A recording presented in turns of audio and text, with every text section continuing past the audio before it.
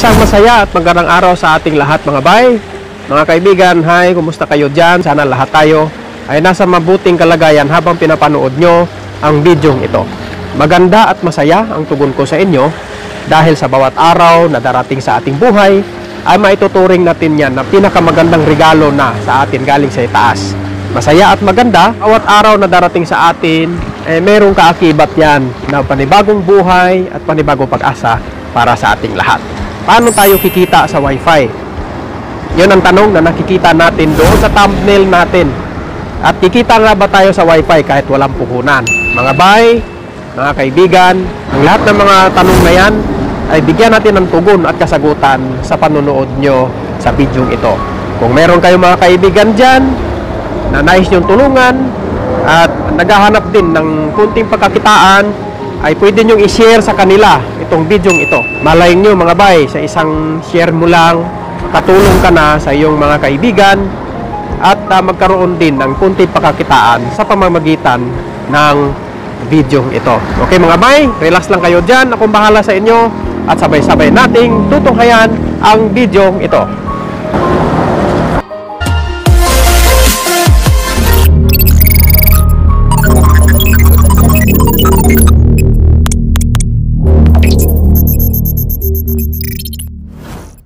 Okay mga bay, ito na ang tanging kasagutan para pwede tayong kumita sa Wi-Fi or pwede natin siyang ibenta ay ito mga bay. Ang tawag nito ay Wi-Fi Window Machine.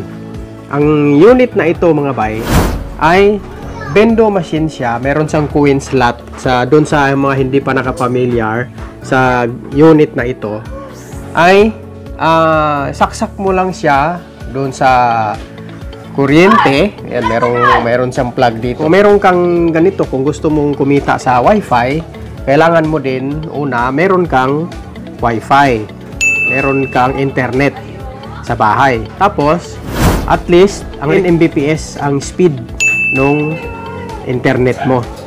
Kung meron kang ganon 10 Mbps, then pwede nating ikabit, pwede nating gamitin ito. Okay? So ngayon mga bay, ito, saksak mo siya sa kuryente, tapos galing doon sa router, connect mo siya ng Cat5 na internet wire, at saksak mo siya ay on, operate na siya. Kunting background nito, kung bibili ka pala nito, kasama sa package niya ay isang unit na Comfast outdoor antenna. Ito yan. So, meron ding ibang mga unit na mabibili mo na ang antena niya ay naka-built-in or patong mo lang siya dito. Pero itong nabili ko, itong gamit natin ay Comfast outdoor antenna. Medyo mas advantage ka kung ito yung antena na gagamitin mo. Bakit? Kasi kung ito yung gagamitin mong antena, tapos lalagay mo siya doon sa open space at medyo mataas, naka-elevate. Medyo malayo ang abot ng signal niya. Malayo ang tapon ng signal niya. Kasi usually dito sa amin, mga bay, ang mga customers namin dito, pag naghulog sila dito, ay uwi na sila sa kanilang bahay. Doon na sila mag-internet o mag-operate ng mga cellphone nila. Okay? So, ito yan. Itong Wi-Fi window machine, kung makikita nyo, may hantulad natin siya doon sa automatic tubig machine. Diba? Meron din siyang coin slot. Diba? Coin slot din yon. Once na naghulog ka doon, ang ibibigay niya ay tubig. So, ito naman, parang ganito lang din ang tsuri niya. Pagka naghulog ka dito, tapos nakakunik ka na, ang ibibigay niya sa'yo ay internet. Ganon. Okay, so ang amount naman niya dito, ito nabili ko to last 2 months ago, na 11,000 ang bili ko nito. So kasama na lahat niyan. Ang kagandahan pa nito mga bay, kung bibili ka nito, yung dealer nito, tuturuan ka nila, merong certain na program na pwede mo makita doon sa cellphone mo kung paano siya nag-ooperate. Andun lahat yung control, kanong equivalent nung barya or coins na ihulog dito. Ang coins pala natatanggapin niya, 1 piso, 5 piso, tsaka 10 piso. Yun lang. Yun lang yung tatanggapin sa coin slot niya. Okay? Mabalik tayo doon sa programs na nabanggit ko. Doon sa cellphone mo, mayroong control. Andun lahat yung control. Gusto mo palitan yung equivalent doon sa barya na ihuhulog niya, ay andun lahat. Ikaw yung mag-control. Nasa iyo ang control lahat. Okay? So, ito sa amin, ang gross average lang sa 3 buwan na meron kami nito, ang sales niya or ang kita niya sa isang buwan ay nag-average siya ng 5,000 pesos. Okay, so doon sa 5,000 pesos, bawas mo doon yung bayad mo sa internet. Sa amin 2,050. Tapos ang kuryente naman niya, hindi ito masyadong access sa kuryente mga bay. Ang kuryente niya naglalaro lang sa mga 200 to 300 a month, or to be exact 200 a month. Kasi meron siyang sariling meron siyang mga adapter eh. So input voltage na supply sa circuit niya na nasa loob. Okay? So itong ganitong klaseng unit mga bay, itong Vendo machine, ay ideal ito ilagay doon sa mga area na medyo populated siya, tapos maraming prospect na mga cellphone users, especially sa mga bata, yung mga mahilig sa mga mobile games, sa online gaming. So pwede siya. Yun ang mga number 1 na prospect natin. Pangalawa, at least yung lugar na medyo mahina ang signal ng cellphone, medyo dead spot sa cellphone signal, lalo na sa data. Kung medyo ganon, merong ganong area, ganon ang area nyo, medyo mahina ang signal ng cellphone, mahina ang data, so ito yung kasagutan na pwede natin gamitin. Kasi kung mahina ang data ng cellphone ng mga kapitbahay mo, so ang option nila ay dito sila sa iyo. Kasi kung example 10 Mbps ang speed ng internet mo, ito sa amin, itong package na nakuha namin is mabot siya sa 15 Mbps ang speed. So kung magkano ang speed ng internet mo, tapos nakakonect ito, yun din ang ibibigay niyang speed doon sa cellphone mo. So mabilis siya. Okay? Kung magtatanong naman kayo kung cellphone units ang pwedeng kumonekta ng sabay-sabay sa unit na to, pwedeng magkasabay ang up to 75 units na cellphone. 75 units na magkasabay na gumamit kaya pa niyang ito, kaya pa niyang i-accommodate lahat. Hindi siya maglalag. Okay? Pangatlong ideal na area na pwede nating paglagyan ng ganito ay kung ang mga kapitbahay mo or ang lugar mo ay wala masyadong subscribers ng mga primary internet provider. Example, Globe, Smart. Kung ang area mo ay wala ka masyadong ganon, so pwede mong lagyan ito. Kasi wala mga subscriber na ganon, tapos marami kang mga prospect na mga cellphone users, siyempre, doon sila sa'yo. Doon sila sa'yo ko-connect. So, mabalik tayo doon sa computation, sa kita niya, no? Palagay natin, average niya is 5,000 a month ang kita. Okay? So, doon sa 5,000 a month, bawasan natin ang internet bill na 2,050. Tapos, consumption niya sa kuryente, palagay natin na sa mga 200. So, meron kang natira 2,750. So, meron kang 2,750 na net income sa isang buwan. Bayad na yung internet mo, yung kuryente, meron pang bawas. So, meron kang 2,700. Ngayon, so, in the long run, after mga ilang buwan, mabawi mo na ang gastos mo nito sa unit na to. Okay? Tapos, ang isa pang advantage, libre ka sa gamit ng internet. Libre ka doon. So, ibalik na yung gastos mo dito sa unit na to, yun, sa'yo na yun. Kita mo na yun. Diba? Ganun lang mga bay. Ang kagandahan pa nitong unit na to mga bay, less maintenance siya. Ang importante lang, bawal siya maulanan. Kasi, electronic devices kasi ito Pag napasukan ng tubig to, ang ilalim. So, medyo magkaroon tayo ng problema. Itong outdoor antenna naman niya, ay okay lang to kahit maulanan. Kasi nakadesign na siya, rain or shine. Kahit maulanan, mainitan, okay lang siya. Okay? Ganun ang sistema nito, mga bay. Tapos, less maintenance. Pagka na-install mo na ito sa lugar mo para secure, lagyan mo siya ng grills, or kung sa tindahan mo siya, siyempre tindahan mo, fully secured naman siya.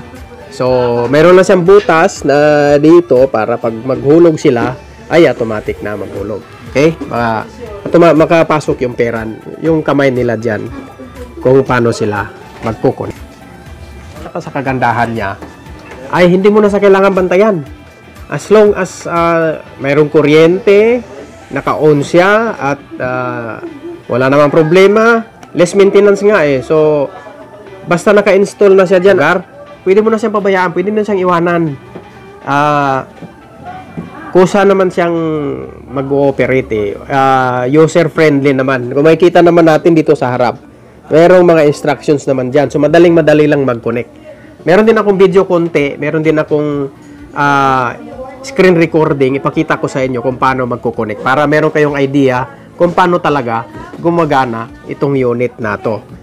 Okay, so paano nako-connecta doon sa Wi-Fi window machine namin. Okay, on lang natin tong cellphone ko, on lang natin tong Wi-Fi. Punta tayo sa settings, on natin siya. Tapos hanapin na ang pangalan ng window machine namin ay Piso Wi-Fiber. Makikita nyo, merong buy access. Itong buy access, pag pe-press nyo to, ibig sabihin tulog ka ng peso or coins. Ito yung voucher mga bay. Ito yung voucher na code na binanggit ko sa inyo kanina. Yung voucher code, example, merong code na bibili ng mga customer natin. So, ipe-press mo lang yung use voucher code. Pero sa ngayon, i-press natin ay buy access. So, yan ang ito mga bay ang ganong coins. Ayan. So, naghulog ako ng piso. So, ang binibigay niya na time rate ay 10 minutes. So, press natin yung buy this.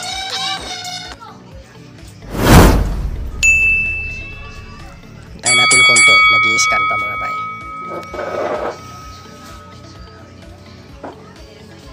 So, hooray!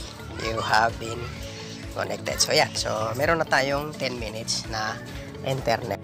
Example mga bay, dito sa amin, ang rates ng equivalent ng bawat barya, na kung maghulog ka ng 1 piso, bibigyan ka niya ng 10 minutes na internet na gamit. Maghuhulog ka ng 5 pesos, bibigyan ka niya ng 1 oras. Unlimited internet yon, tuloy-tuloy. Ngayon, kung maghulog ka naman ng 10 piso, ay meron kang 2 hours. Kung maghulog ka naman ng 20, meron na tayong promo dyan. So, instead na 4 hours kung 20 pesos, bibigyan ka niya ng 5 hours. Yun ang rates ng mga oras na bibigay ng machine natin. Okay? Sa pangkagandahan nito mga bay, dahil nga doon sa program na nasa cellphone mo na pwede mong baguhin, pwede kang mag-issue nito ng voucher. Yung voucher na yun, merong code. Siya nga pala mga bay, bago tayo mag-continue, credit ko lang itong lahat na knowledge ko, itong lahat ng mga idea kay Jimbox. Hi Jimbox, musta ka dyan? Thank you sa'yo bay sa idea na binigay mo sa amin, sa akin. Sa kanya ko rin nabili to, yung unit na to kay Jimbox, okay? Sa amin dito, ang equivalent ng 1 linggo ay 120 pesos.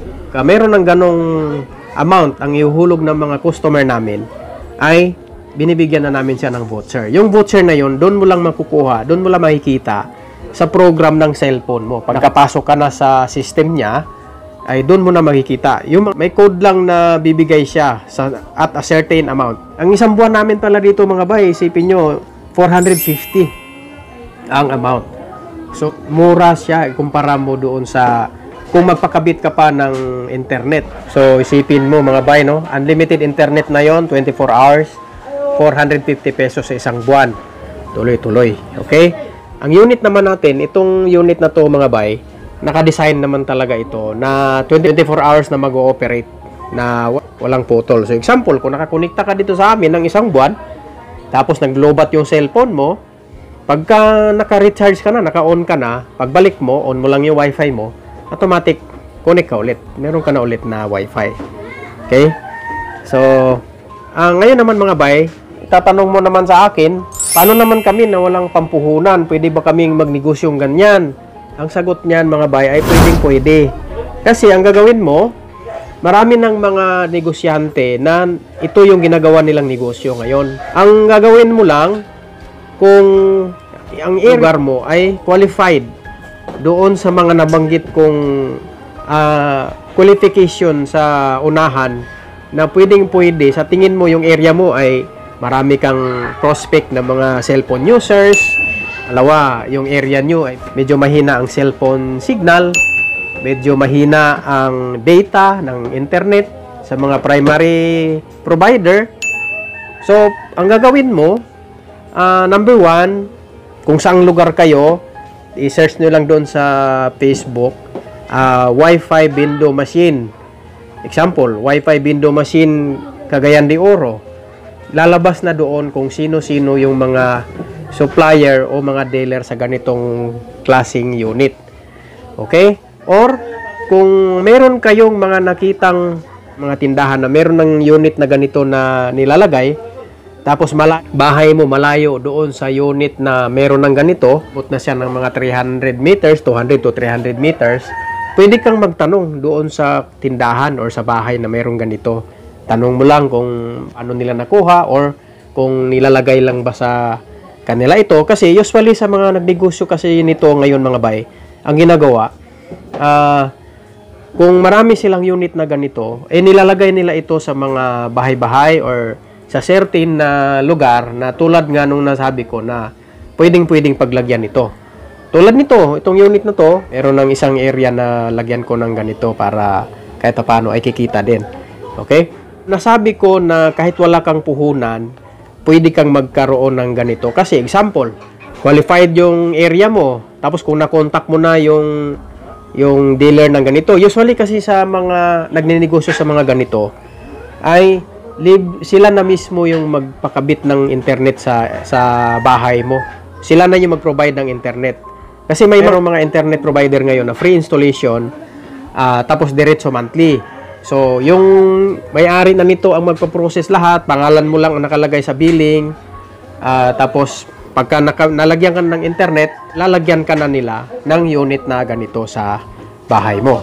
Tapos ang hatian, dito sa Cagayan de Oro, sa alam ko lang, ang hatian sa kita nito ay palagay natin kumikita ka ng 5,000 din sa isang buwan, average na sales. So, bawasan mo ng internet, palagay natin tulad dito sa amin din, 2,050 ang internet na isang buwan. Tapos bigyan ka ng 200 na gastos niya sa kuryente. So, meron kayong natira na mga 2,700, 2,750 to be exact.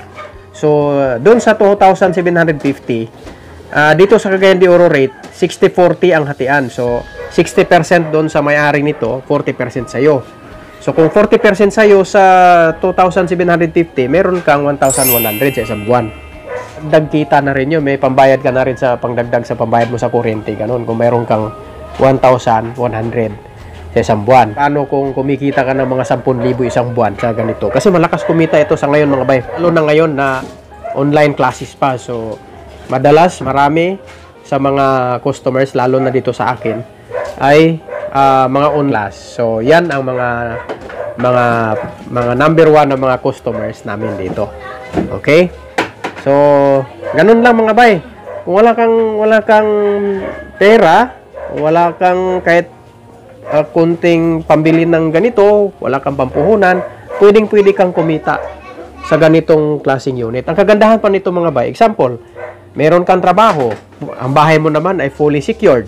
Okay? Na pwede mo siyang iwanan, mag-ooperate siya ng kusa. Kasi user-friendly naman to, napakadaling mag-connecta nito. Tsaka merong instruction naman dito sa harap. Siya nga pala mga bay, kung bago ka pa lang dito sa channel ko, ay huwag niyong kalimutan mag-subscribe at i-click niyo yung bell button dyan sa gilid para ma-update kayo sa mga iba pa mga videos soon na i-upload namin sa channel na to. Okay? So, ganun lang mga bay. Ganun lang kasimple kung paano kumita ng pera dito sa Wi-Fi sa pamamagitan ng Vendo machine na ito.